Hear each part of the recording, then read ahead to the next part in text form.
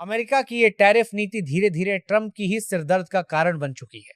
जहां ट्रंप अपनी आक्रामक टैरिफ नीति से दुनिया को अपने इंटरेस्ट के मुताबिक झुका देता था, वहीं अमेरिका आज भारत के सामने मजबूर दिख रहा है। ट्रंप ने जो अमेरिका के लोगों के मन में टैरिफ से होने वाले फायदे का वादा किया था, वो खुद अमेरिकन कंज्यूमर्स को महंगे सामान खरीदकर भरना पड़ रहा है।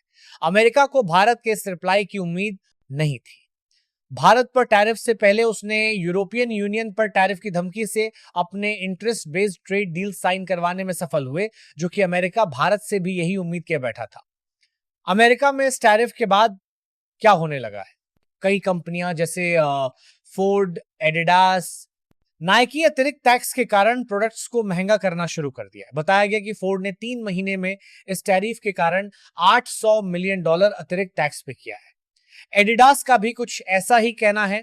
$218 मिलियन कॉस्ट को कवर करने के लिए उसने अपने प्रोडक्ट के प्राइस बढ़ा दिए हैं। नाइकी ने अपनी हर प्रोडक्ट पे $5 से $10 प्राइस बढ़ा दिए हैं। उनका कहना है कि सब ये अतिरिक्त टैक्स अपने पॉकेट से क्यों भरेंगे। दोस्तों, मैं हूं शुभंकर मिश्रा।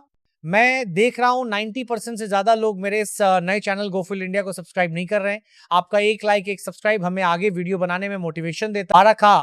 25% टैरिफ भारत पर होने के बावजूद 25% पेनल्टी सैंक्शनल टैरिफ की घोषणा अमेरिका ने की है। टोटल टैरिफ भारत पर आज से 50% हो गया है। हाल ही के रैली में प्रधानमंत्री मोदी जी ने देश के आम मिडिल क्लास जनता को आश्वासन दिया कि यह टैरिफ का प्रभाव उन पर नहीं होगा, चाहे उन्हें इकोनॉमिकल लॉस ही क्यों ना हो। आम जनता पर कोई इंपैक्ट नहीं लगा। वो हमारे सानवी सीन पर कर रहे हैं कि मिडिल क्लास के डाइटक आज एलए के सबका हॉर्न ए के लिए कुछ जरूरी कदम उठाए गए। उनमें से सबसे महत्वपूर्ण है जीएसटी रिफॉर्म्स। सरकार जीएसटी में नए रिफॉर्म्स लाना चाहती है। प्रधानमंत्री ने इंडिपेंडेंस डे स्पीच में इस जीएसटी रिफॉर्म्स की बात लोगों को बताई कि दिवाली के दिन एक गिफ्ट मिलने वाला है। दोस्तों, कई नेशनल मीडिया ने अनुमान लगाया कि इस रिफॉर्म्स में 12% जीएसटी को रिमूव किया जा सकता है, जिससे आम नागरिक जिनकी आय सामान्य है उन्हें इसका लाभ मिलेगा। हम जानते ही हैं भारत में कुल 4 जीएसटी टैक्स स्लैब्स हैं, 5%, 12%, 18% और 28%। मेजर प्रोडक्ट्स 12% से 18% जीएसटी स्लैब के अंदर आता है, बट 12% जीएसटी रिमूव किया जाएगा, जिससे उन लोगों को राहत होगी जो सामान्य आटा, दाल, फ्रिज, टीवी जैसे प्रोडक्ट्स खरीदते हैं। इस जीएसटी रिफॉर्म से भारत के एक बहुत बड़ी आबादी को टैरिफ इंपैक्ट से दूर रखा जा पाएगा। ट्रंप भारत के पीछे न हटने के बिहेवियर से फ्रस्ट्रेटेड हो चुका है। उसके लिए यह मान पाना कि भारत जैसा एक छोटी इकोनॉमी का देश अमेरिका जैसे कंट्री को सीधे मुंह आंख दिखा रहा है, अमेरिका के डोमिनेंस को चुनौती, अमेरिका के रेपुटेशन को चुनौती मानी जाती है। हाल ही में भारत के अमेरिका क्लैश के कारण हमारा झुकाव रूसी Su-57 फाइटर जेट्स की ओर बढ़ गया है। ये देखते हुए फ्रांस से भारत के उस सपने को पूरा करने में भारत का साथ देने को मान गया, जो भारत को एक वर्ल्ड फोरम पे डिफेंस के लिए आत्मनिर्भर साबित करेगा। फिर हमें किसी कंट्री के सामने हमारे जेट्स के लिए इंजन बाय करने की रिक्वेस्ट नहीं करनी पड़ेगी, जैसा भारत में तेजस जेट बन के रखा हुआ है, जो कि अमेरिकन इंजन की वेट कई सालों से कर रहा है। इसलिए हमारे एएमसीए प्रोजेक्ट के अंदर सेल्फ मैन्युफैक्चर्ड स्वदेशी कावेरी इंजन को बनाना चाहते हैं, जो 5th जेन इंजन होगा। ऐसे में फ्रांस भारत के साथ इस इंजन को बनाना चाहता है, जो कि ये इंजन पूरा भारत में ही बनेगा और मेक इन इंडिया को और मजबूती देगा। फ्रांस की एक कंपनी सफरान, ये वही कंपनी है जो रफाल का इंजन बनाते हैं, जो 5th जेन इंजन है। खुद डिफेंस मिनिस्टर राजनाथ सिंह जी ने एक्स पर पोस्ट कर इसकी जानकारी लोगों को दी। भारत एक नया आयाम रच रहा है, वो चाहे एग्रीकल्चर में हो या डिफेंस में। भारत की एक क्लीन साफ पॉलिसी है कि जो भारत के लोगों के हित में होगा, भारत वही करेगा। प्रधानमंत्री जी ने भी साफ कर दिया कि भारत वो सब करेगा जिससे भारत और भारत के लोगों को फायदा होगा। अब वो चाहे रूसी ऑयल इंपोर्ट हो या एग्रीकल्चर गेट उसके लिए क्लोज करना। अमेरिका ने भारत पर टैरिफ प्लस सैंक्शनल पेनल्टी, जो कि 50% तक का है, इसका मुख्य कारण है रूसी इंपोर्ट्स। अंतरराष्ट्रीय मीडिया रिपोर्ट्स के मुताबिक ट्रंप नोबेल पुरस्कार को लेकर इतने उतावले हो गए कि उन्होंने नॉर्वे के वित्त मंत्री तक को फोन पर धमकी दे डाली। नॉर्वे के प्रमुख बिजनेस अखबार डेगेंस नेरिंगस्लिव की रिपोर्ट के अनुसार ट्रंप ने साफ चेतावनी दी कि यदि उन्हें नोबेल पुरस्कार नहीं दिया गया तो वे नॉर्वे पर भी भारी भरकम टैरिफ लगा देंगे। इतना ही नहीं, पिछले महीने ट्रंप ने नॉर्वे के वित्त मंत्री को टैरिफ पर चर्चा के बहाने बुलाया था। उस मुलाकात में भी उन्होंने यही कहा कि उन्हें नोबेल शांति पुरस्कार चाहिए। कल्पना कीजिए, एक वैश्विक महाशक्ति का राष्ट्रपति पुरस्कार की इतनी सनक में आ जाए कि किसी संप्रभु देश के मंत्री को धमकाने लगे। ये बात ही अपने आप में चौंकाने वाली है। अब ट्रंप को यूक्रेन रूस युद्ध को रोकने के लिए मिले ना मिले, लेकिन यह तय है कि ट्रंप को ब्रिक्स को एक साथ लाने के लिए एक नोबेल प्राइज दिया जा सकता है।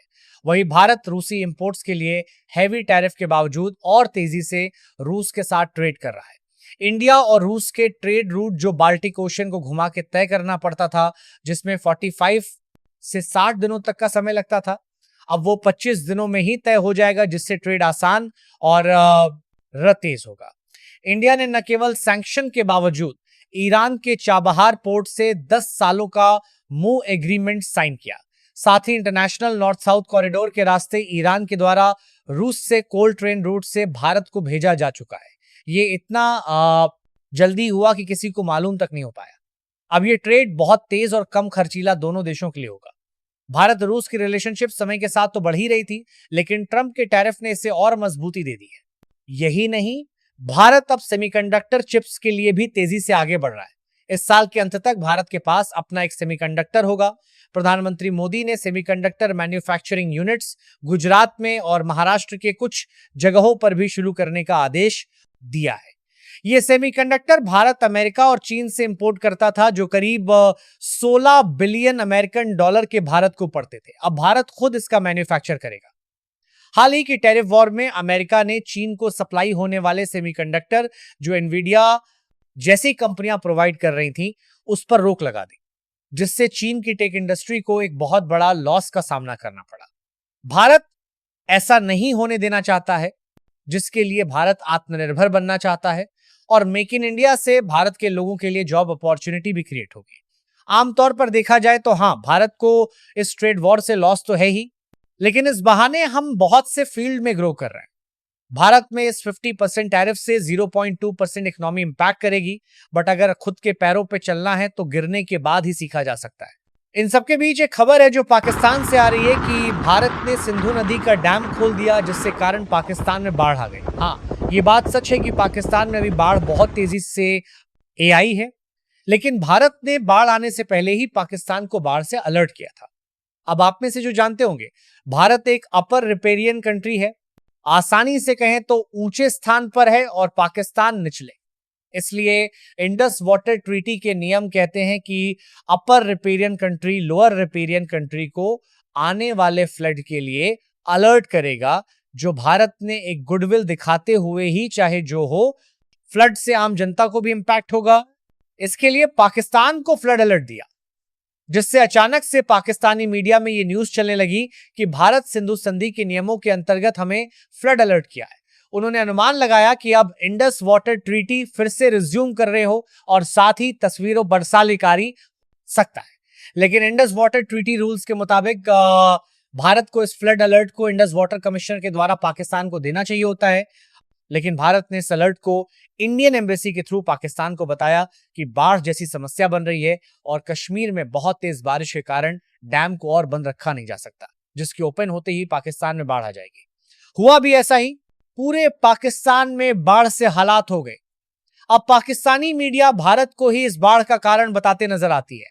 भारत ने इसका कोई रिप्लाई देना जरूरी नहीं समझा और भारत इन सब ट्रेड वॉर के बीच आराम से सूझबूझ के साथ पूरे देश को मेक इन फोर्स में है और उससे आप करके बाढ़ भारत का खरा अधिकारिक शांस कर रहा है, इंडिया के लिए प्रोत्साहित कर रहा है।